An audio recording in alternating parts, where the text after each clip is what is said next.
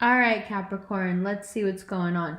So, like I said, first of all, I would like to see what this Eight of Swords is about. Once we clarify everything we want to clarify, we can take the rest of the cards and do till the bottom of the deck. That's no problem.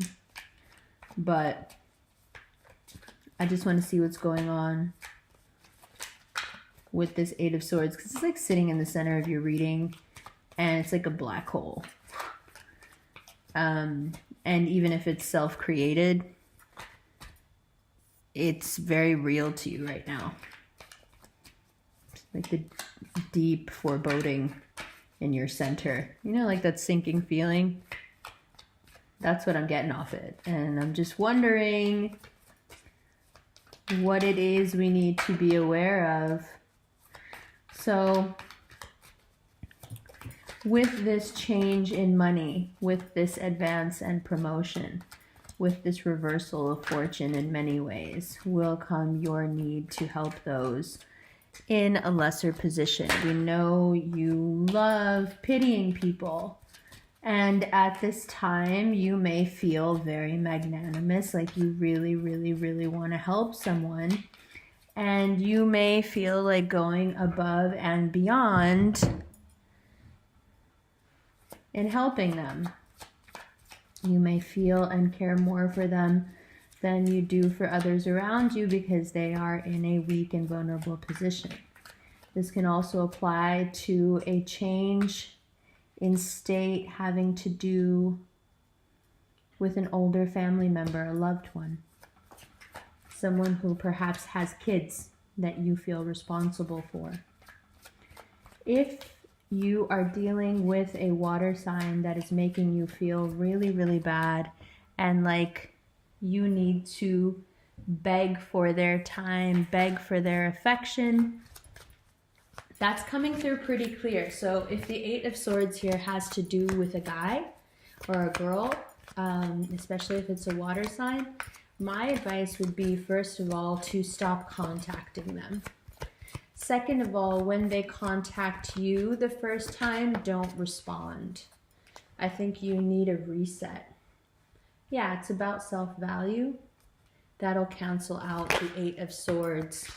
But the reason it's so difficult for you right now is because you have this really shock-filled energy that is coming in. And the advice that you're being given is to be the very opposite of the shock energy. So the more shocking things get, the more we would like to see you recede into yourself and see it from afar, keeping your worth as central to your focus. And it also denotes a time of great wealth and prosperity, even if the beginnings seem crazy and in no way good. Just know that it's the foundation needs to be brought down and built again. But it will not affect your money, and it will not affect your ultimate goals either. Now, if you haven't set any goals, the Tower energy comes in and really messes with you. So now let's take a look at the Nine of Wands. Actually, before that, whoever this Page of Cups into Knight of Cups is, and then the King of Cups. It's fairly obvious now, right? This person becomes more and more important as the season, as Sagittarius season goes on. All right, to the point where it becomes tumultuous and can lead you to feeling really bad about yourself, or you can go the other way and use it as a building block for self-esteem and self-worth by saying, okay, well, I'm not contacting you and I'm not doing this with you anymore. Now let's take a look at the Nine of Wands and the Hierophant. So what is this traditional setup, this familial setup, this establishment, this money issue, where the opportunities have yet to be seen, where there's even more to be revealed? And if this is a Taurus, a person, If this is a person, what is it that has yet to be revealed with this Nine of Wands? What is it that we can't see? What's the heads up here? You know? What's the heads up? What do we need to know? Well, another card of going internal and really focusing on self, because the answers are already there. Like I said, if you are going back and forth about something, it's because you already know that it's not right for you. So here, the answer being that you already know. You already know which area, what person this applies to. And if you search your soul, you will find that whatever it is that's concerning you or questionable about this person, it's not really, it's your unwillingness to see it. I'm not saying it's good or bad, I'm just saying you already know. There's a little bit of playing dumb going on, where you're playing dumb with yourself. Maybe that's what this is about. The Five of Swords. But we're getting there. We're getting there. Now let's clarify this Leo. Okay.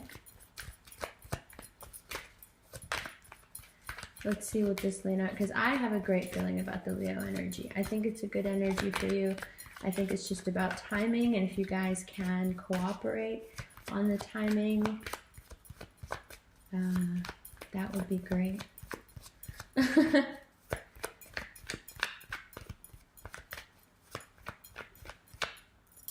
Let's see. What do we want to know about the Leo? Well, is the Leo good for us, or is it an energy, and how do we need to use it? What's the deal with the Strength card? It's a very specific answer. It's like you're almost supposed to know already. So those of you who are dealing with a Leo are like, oh yeah, I already know. It's like the cards are like, why are you asking me? Well, because maybe I'm just being nosy. Maybe I just want to know. So, Seven of Cups, Nine of Cups, Page of Pentacles, oh, Knight of Pentacles, Five of Cups, Nine of Swords, okay. Three of Swords, oh, the back and forth of it all. Six of Cups, Four of Wands. Okay, so this has been going on for a while, right? This has been messy, right? This has been messy, back and forth, and periods of great happiness and contentment, and then complete fuckboy behavior, and then going back and forth again, and then changing the mind, and then being really sad, and going through periods of not speaking, and then speaking, and then everyone's miserable and your heart is broken, but you know that this is the love of your life, and you know you're gonna end up together, but how is that ever gonna happen? You feel like you're losing your mind about it. Mercury is retrograde. That's not helping anything. Scorpio season made you feel like you were going to drown. And then here is Scorpio and Gemini together. And you are torn. What are you torn about? This domestic bliss and whether or not you can trust it. Why the Scorpio Gemini energy there? It's winter and spring, meaning you've gone through this again and again, and if not with the same person, the same situation where the people are interchangeable. Again and again, you feel like you've mistaken, your search has betrayed you. Your search for a steady, good person and partner and someone you could have a team with has betrayed you. And instead you've had some pretty, gnarly experiences. And it's left a bad taste in your mouth and you're pretty sad about it. And I can see why. Mars goes into Pisces, making that no easier. But like I said, as long as we hold fast, Capricorn, to your value, your strength, your self-esteem, your position in the world, your material success, as long as you hold fast to that, you'll be all right.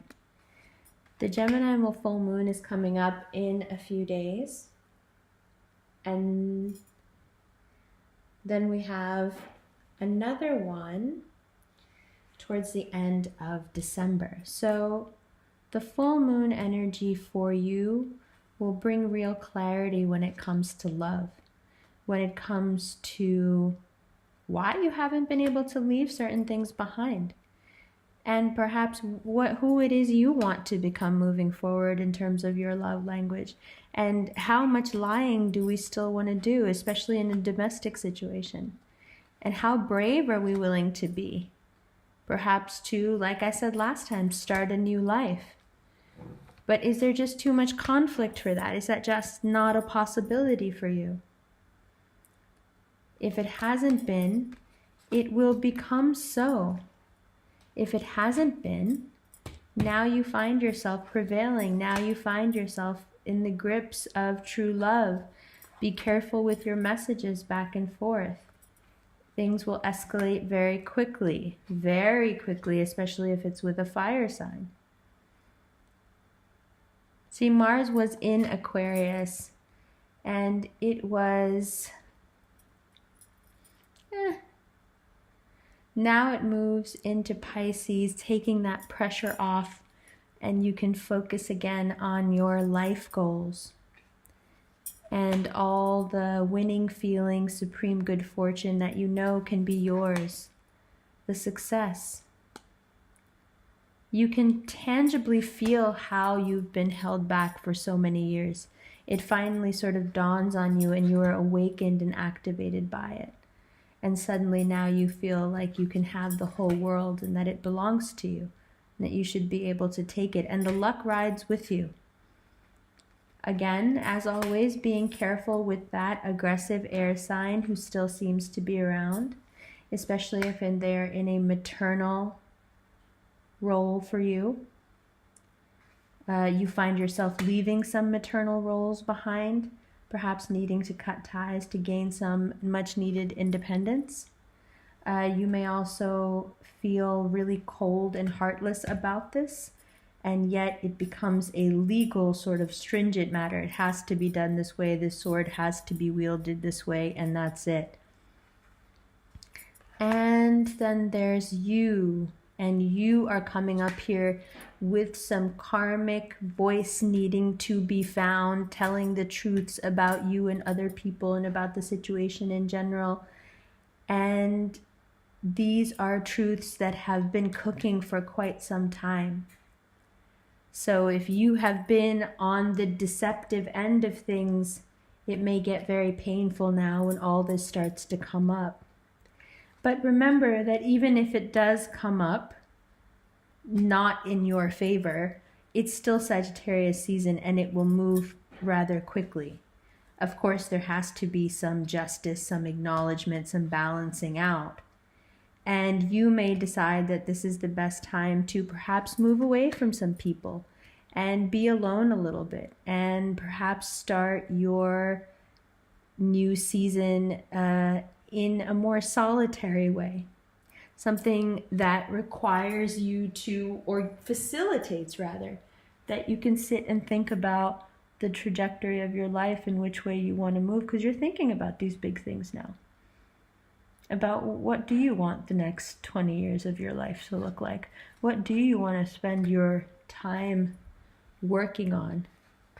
Is this the archetype that you want to reach, and how long realistically will it take you to feel like you're there? And what can stop you from doing it? Within and without.